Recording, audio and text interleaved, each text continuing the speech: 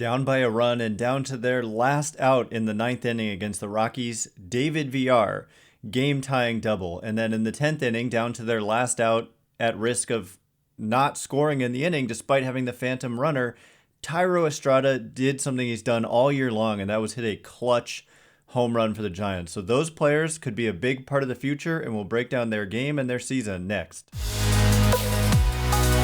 You are Locked On Giants, your daily San Francisco Giants podcast. Part of the Locked On Podcast Network, your team every day.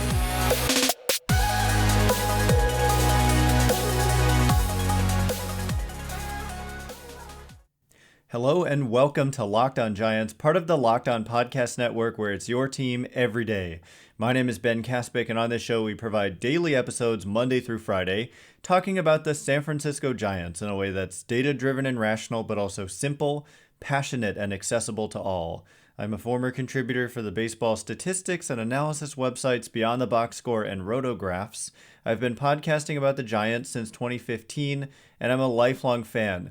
Thank you for making Locked On Giants your first listen every day. We're free and available wherever you get podcasts. And coming up on today's show, we're going to talk a little bit about this crazy, wild, classic Coors Field game that broke out between the Giants and the Rockies last night, with the Giants winning 10-7 in 10 innings. And the Giants scored 5 of their 10 runs in the 9th and 10th innings combined. And in both of those innings, they were 1 out away from getting 0 runs. And so kind of a miraculous win for the Giants in a lot of ways. And the big takeaway for me is Thairo Estrada just kind of made us pay attention to him and made us make this show primarily about him today.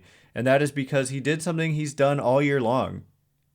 And not only did he hit a late clutch home run that changed the score, which he did, by the way, on opening day. So in the first game of the year and the most recent game of the year, he did this. And then many times in between, he's done this. But hey, he also had 2 other hits and just has provided, he did make an error last night, but he's just a solid all-around baseball player. And he's just one of the tougher outs in that lineup. And the beauty of what Thairo Estrada is doing is that he is a young player. He's 26 years old, doesn't turn 27 until the end of February.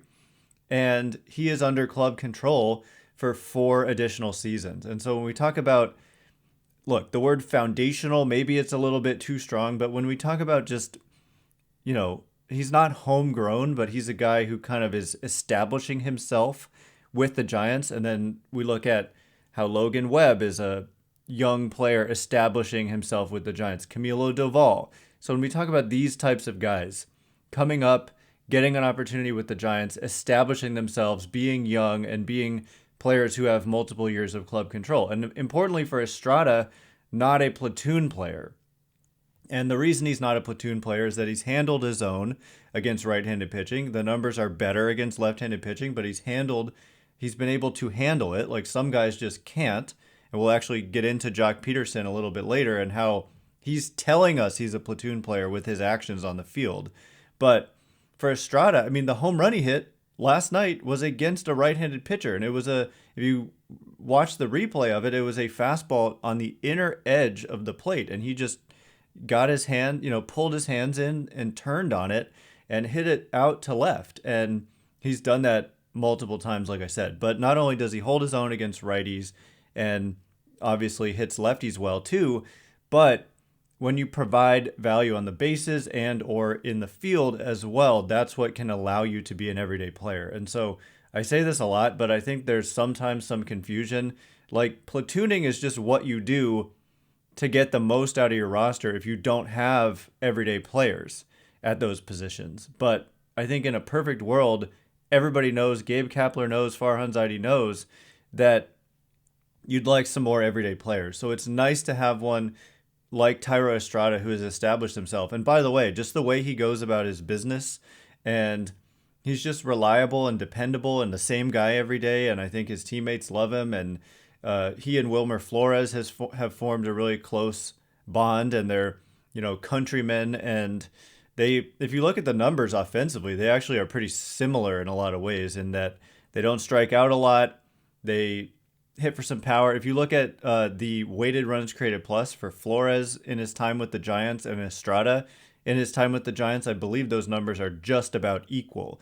So they've both been just solidly above average, but Estrada, the overall better player because of what I was kind of referring to a second ago, in that he provides more base running and defensive value. So by some metrics, actually, Thairo Estrada has not been a great defender. Specifically, I think defensive runs saved has not been a fan of Thairo Estrada this year. If you look at his career at second base for defensive runs saved, in 2019 with the Yankees, +1. In 2020 with the Yankees, 0. In 2021 with the Giants, 0. In 2022 with the Giants, -9.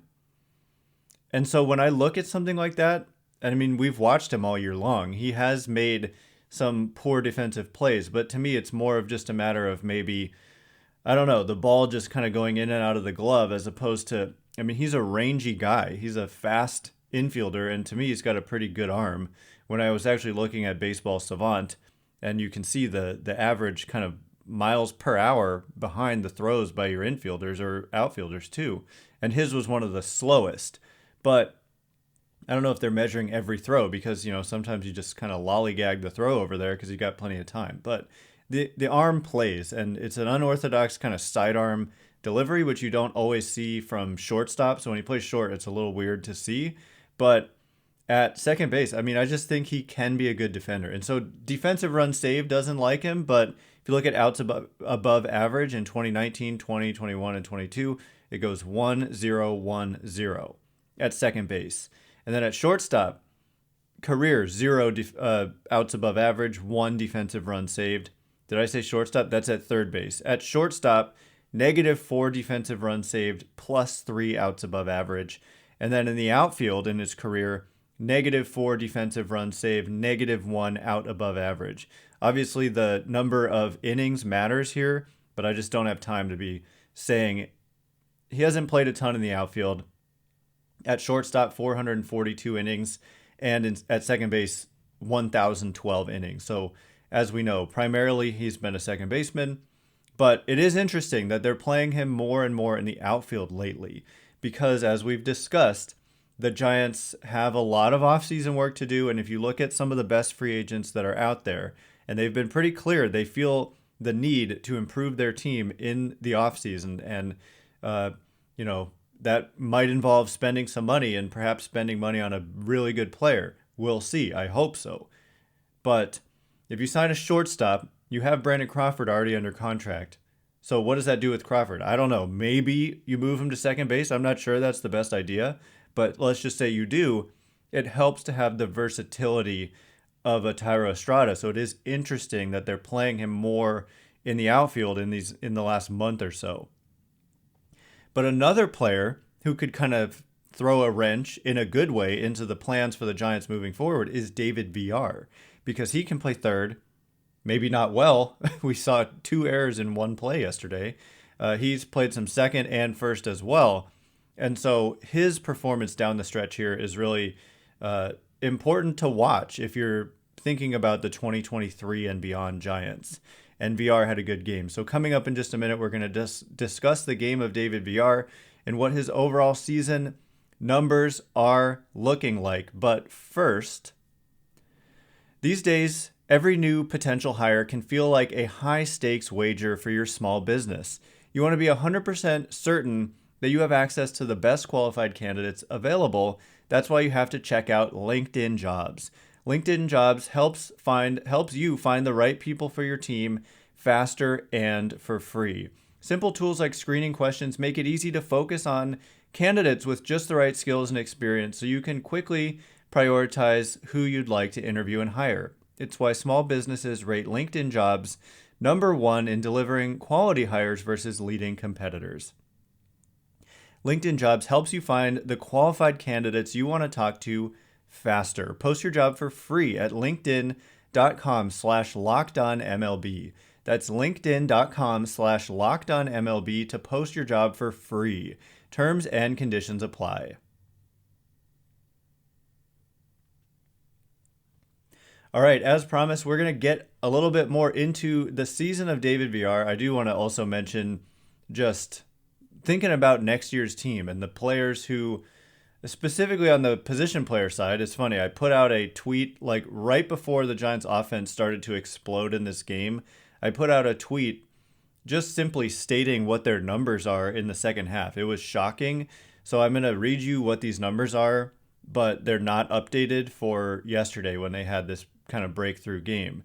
So prior to yesterday, it is Coors Field. So before we get too excited about the results of one game in Denver, the Giants in the second half had a 217 average, which rated 28th out of 30 teams. So you might be saying, if you're a fan of the show, why the heck are you talking about batting average? Well, it's something, and it certainly you can make up for it in other ways, but let's see if the Giants do. Well, no, they don't. 298 on base percentage ranks 24th out of 30 teams. 351 slugging ranks 29th out of 30 teams. 86 weighted runs created plus ranks 26th out of 30 teams, and their strikeout rate, 25.8% as an offense, ranks 28th out of 30 teams. And so sometimes when I write 28th, people think, oh, 28th meaning they have, I can't even 28th means 28th worst. I make it so first equals the best, the lowest strikeout rate. But the Giants have struck out the 28th at the 28th highest rate in baseball in the second half of the season, not counting yesterday. And so their position player group has just had a miserable second half of the season. If you look at their FanGraphs wins above replacement, at least going into yesterday, I think they were at 1.5 as a team in the second half. And I looked at the Dodgers, who were number one, and they have many players over 1.5 individually. 6 guys over what the Giants as a team have produced in the second half of the year on the position player side. And so when we talk about Thairo Estrada, it's not that he's a star player per se, although he's definitely not at this juncture, but what he is just a good player. Not an average player, but an above average player, it looks like to me. And he's a guy I really do believe the tools are there for him to be even better, because we've seen he's got that power and he just doesn't get to it all that often.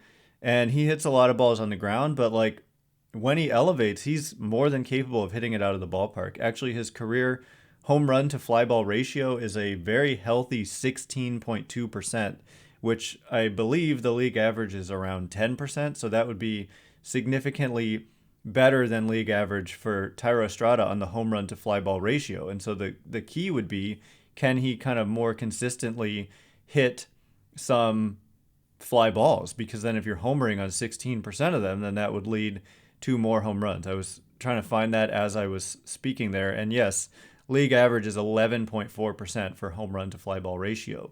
And he's consistently in his career, when he was with the Yankees and now with the Giants, hit a home run. His Giants career home run to fly ball ratio is 15.6%.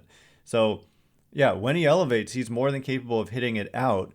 And then he's also not the best with pitch selection or swing decisions. He does chase out of the zone more often than the typical Giants player, but he kind of makes up for it with all the contact that he makes. And the quality of contact can often be pretty good. And so, I don't know. I mean, he's a guy who's got 14 homers and 19 steals on the season. He's probably going to become a 15 homer, 15 steal guy here. It might be 15 homers, 20 steals, to be honest.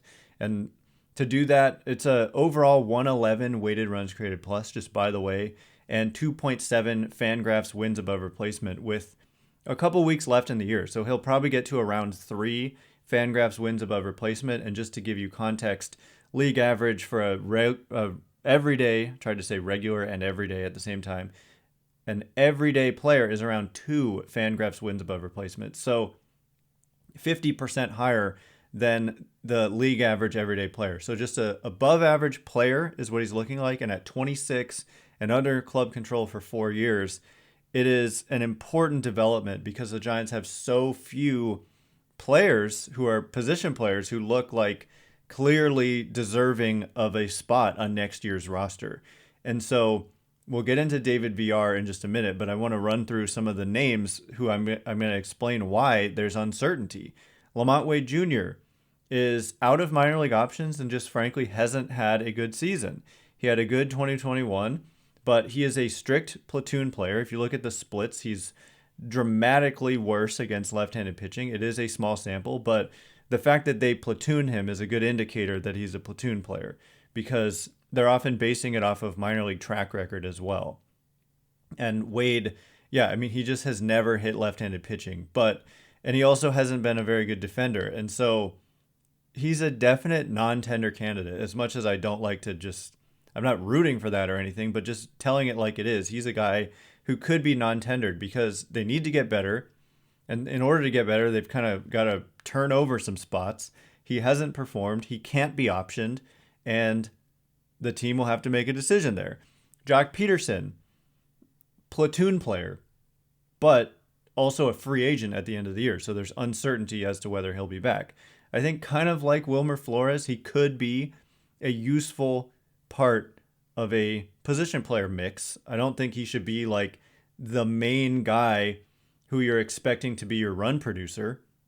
But in his role, the defense has been concerning this season, but it's unclear as to whether or not he'll even be back next year. But in his role, maybe more DHing, he has taken ground balls at first base over the last several weeks, which is interesting because Belt is also a free agent at the end of the year. And maybe they're thinking about, I don't know, Joc Pederson and Wilmer Flores or Joc Pederson and JD Davis, some kind of platoon at first base. I think it could work. I think it could work. Wilmer Flores, solid and being brought back. So I think that was a good move to give him that extension. Brandon Crawford, it hasn't been a good offensive season, but he is under contract next year. Mike Yastrzemski hasn't been a good season. He did have a good game yesterday, hit a big home run that kind of got the Giants going. But, to me, at $3.7 million this year and then due for an arbitration raise and having a below average offensive season, he's kind of a sneaky under the radar non-tender candidate. I do ultimately think they'll bring him back because he's one of these guys who does provide value defensively and on the bases. And in the clubhouse, too. I think he's a leader on this team. Joey Bart, it's been an up and down year. Luis González, Joey Bart, up and down year, but, he's under club control for many more years. And the upside is there. The pedigree is there. So certainly deserving of a spot on next year's roster, but you don't necessarily know what you're going to get. And the strikeout and swing and miss issues are still a problem. Luis González has fallen off the face of the earth after a hot start and is a non-tender candidate at the end of the year. Austin Wynns, backup catcher, whether it's Wynns or somebody else, you're getting backup catcher offensive type production. Evan Longoria, this club option at the end of the year, and he's been hurt all year. JD Davis, we got to see more. Like, is he going to be a part of next year's team? They can bring him back, but it's not entirely certain that they will. He's a possible non-tender candidate. He's kind of, I lean towards they will keep him, but it's not entirely clear. Lewis Brinson, definitely a non-tender candidate, and he's auditioning here. Really hot start, but it hasn't continued. And then Austin Slater comes back off the injured list last night. Key decision by Gabe Kapler to pinch run with him in the ninth inning, and it paid off in a big way. He did score on that David VR double from first base with 2 outs. And so Slater is a good player in his role as well. He's a platoon player on the other side, hits left-handed pitching, but has never really hit right-handed pitching. But he also provides defensive value and, like we saw, base running value as well. So he will almost certainly, he's been one of the Giants' better players this year, and he'll almost certainly be on next year's team. But you'll notice there were very few players I mentioned there who were like, okay, yeah, for sure, they're going to be a part of next year's team. I didn't mention Estrada because we already talked about him. Flores, Crawford, maybe Yastrzemski, Bart, and Slater. It's like 6 guys, and then a backup catcher, 7 guys. And you need 13 position players. And so coming up in just a minute, we're going to get into David VR, as I kind of promised last time, but we're setting the stage for David VR and his performance to date with the San Francisco Giants, and if he's going to be around and be a part of the future of this organization. So all of that in just a minute. But first, All right, as promised, we will finally get to David VR. As I promised last time, I kind of messed that up, but I just felt like we needed to set the stage as to why it's so rare right now to have like productive position players for the Giants and why it's really something to watch because they're pitching, starting pitching. They've got Webb, they've got Wood and Cobb, who's been there.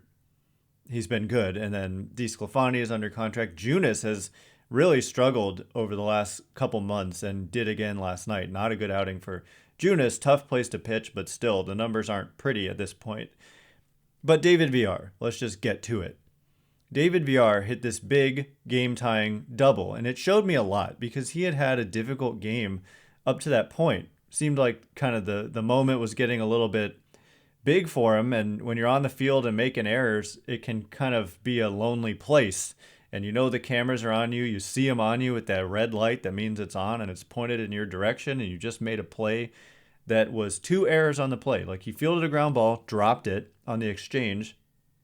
There's the 1 error that allowed the runner to reach first. And then he throws to first, high or wide, I can't actually remember, but errant throw to first, and it allowed the runner to get to second. So the 2 error play on David VR. Then there was another play later where ball kind of to his left, clanked off his glove, rolled into center. Crawford throws home. Austin Wynns decides not to try to tag the runner, but instead throw to second to get the batter runner, and they don't get him anyway. So you probably should have tried to tag the guy who was coming home, and you could have had a play on him. That was weird. And so the Giants had a 4-error night. But for David VR, he ends up on the night going 2 for 5, and this game-tying double meant everything. If he makes an out there, the game is over and the Giants lose, and it's a real downer of a game. And so we're not going to dwell too much on one swing of the bat, but it showed me something with the game that he had, and just it was a 98-mile-an-hour fastball, and he lined it down the right field line and just inside the foul line. It was just a nice opposite field, kind of not trying to do too much, staying short to an extent, swing of the bat for David VR, who now on the season, he's got the 221 average. He's a classic example right now of batting average not really telling the story of what he's done. 221 average is not great, but 341 on base speaks to the walk rate of 12.6%, which is significantly better than average, and 425 slugging, which is, not all 425 sluggings are created equal, because if you have a 300 average and a 425 slugging, the slugging number is not as impressive as if you have a 221 average and a 425 slugging. The difference between the average and the slugging matters. And that difference, that number that is the difference, is called ISO, isolated power, isolated slugging. And for VR, it's 204, which is significantly better than average. So a 204 isolated power, a healthy walk rate, and thus a 341 on base percentage, it's overall a significantly better than average offensive line, despite the below average batting average. So again, perfect example there. So it's a 119 weighted runs created plus, meaning about 20% above average offense from VR through his first 135 major league plate appearances. So that's good to see. Hits the ball in the air, the average launch angle 18 degrees, 17.9. That is higher than the average, and the Giants as a team are generally a team that hits a lot of balls in the air, not a lot of ground balls off the bat of the Giants. But when we get into the nitty-gritty, so as you would expect with a guy who walks that much, the chase rate, the outside the zone swing rate is much better than league average at 24.8%. But the contact rate, this is the real bugaboo for David VR, maybe the defense as well. But when we're talking about contact rate, his is just 63.2%, which he's got about 130 some plate appearances, 135.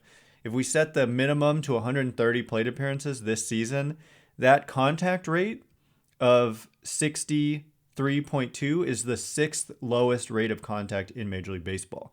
So the thing that he's going to need to fix is he's going to need to make some more contact. And it is obviously early. And I think Kapler has talked about his platoon splits in the minors, which I don't have pulled up here.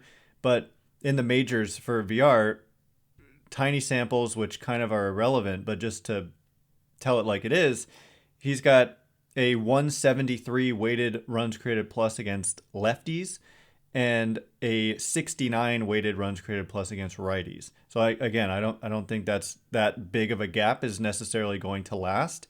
And it's noteworthy that Kapler mentioned his minor league splits and that they're pretty even, and that probably means they think he'll be able to handle both.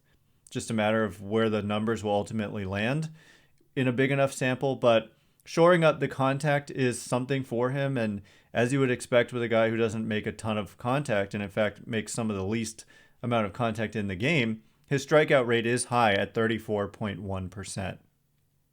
So we've seen some defensive issues, we've seen some swing and miss issues, but we've also seen some good from David Villar. And because they're so starved for position player talent, these next couple weeks are huge for him, and they're just going to run him out there and see what he can do. And we see some bad, but then we see him come back and redeem himself and do something good. And he's hit for some power. He's got 5 home runs already. Like I said, that isolated power tells the story. So he might be like the main guy I'm kind of watching down the stretch here to see how it all unfolds. But nice game for him yesterday, coming back from the rough defensive miscues and hitting a huge clutch double for the Giants to tie the game.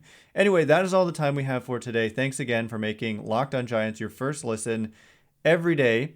Now make your second listen the Locked On MLB podcast. MLB expert Paul Francis Sullivan brings humor, passion, and unique perspective on every team and the biggest stories around the league. Follow the #1 daily league-wide podcast, Locked On MLB, on the Odyssey app, YouTube, and wherever you get podcasts. Once again, my name is Ben Kaspick. Check me out on Twitter at Ben Kaspick, Kaspick. If you like this show, please hit that thumbs up button, subscribe, whatever you can do to help us out. Thank you in advance, and thank you so much to everyone who's done so already. Can't wait to be with you again tomorrow. Thanks again for listening. You are now Locked On Giants.